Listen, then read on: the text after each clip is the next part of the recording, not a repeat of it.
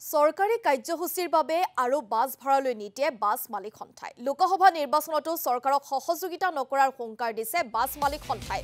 এই সিদ্ধান্ত উজনি অসম সন্মিলিত বাছ মালিক সন্থাৰ। চৰকাৰে 60 লাখতকৈও অধিক ধন দিবলৈ বাকী আছে বাছ মালিক সন্থাক আৰু উজনি অসমৰ ভিন্ন চৰকাৰী কাৰ্যসূচীত বাছ অধিগ্ৰহণ কৰি টকা নিদিয়াৰ অভিযোগ সন্থাটোৰ। প্ৰশাসনক অনুৰোধ জনায়ো আজিলৈকে লাভ কৰা নাই বাছ অধিগ্ৰহণৰ নামত পাবলগীয়া ধন। ডিব্ৰুগড়ত সংবাদমেল যোগে ক্ষোভ ব্যক্ত কৰিলে উজনি অসম সন্মিলিত বাছ মালিক সন্থাই।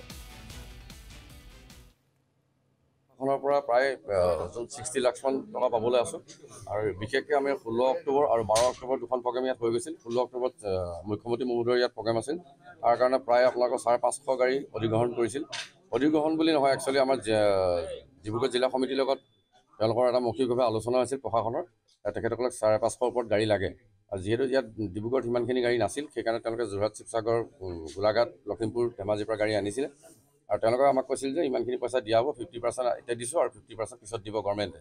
সেই হিচাপত আমি গাড়ীখিনি দিছিলোঁ আৰু বিশেষকৈ আমি যোৰহাটৰ পৰা আহিছিলোঁ আৰু অহাৰ কাৰণে তেওঁলোকে 50% পইচা 16 তাৰিখৰ আগত 15 তাৰিখে দিলে, বাকীটো 18 তাৰিখে দিয়াৰ কথা কৈছিল অক্টোবৰৰ। কিন্তু আজি সেই গৈ পেলাই আপোনাৰ ফেব্ৰুৱাৰী মাহ পালেগৈ, কোনো ধৰণৰ পইচা নহ'ল, যাৰ কাৰণে আজি সংবাদমেলৰ আয়োজন কৰিবলগীয়া হ'ল।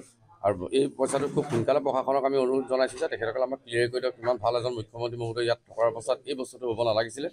আৰু যদি অনাগত দিনত যদি এই পইচা আমি নাপাওঁ, তেতিয়াহ'লে ভৱিষ্যতৰ আপোনাৰ লোকসভাৰ যি ইলেকশ্যন আহি আছে বা যিমানখিনি গভৰ্ণমেণ্ট প্ৰগ্ৰেম হ'ব, সেই প্ৰগ্ৰেমখিনিত আমি সন্মিলিত উজনি অসম বাছ মালিক সন্থাৰ ফালৰ পৰা কোনো ধৰণৰ গাড়ী আমি আগনবঢ়াম।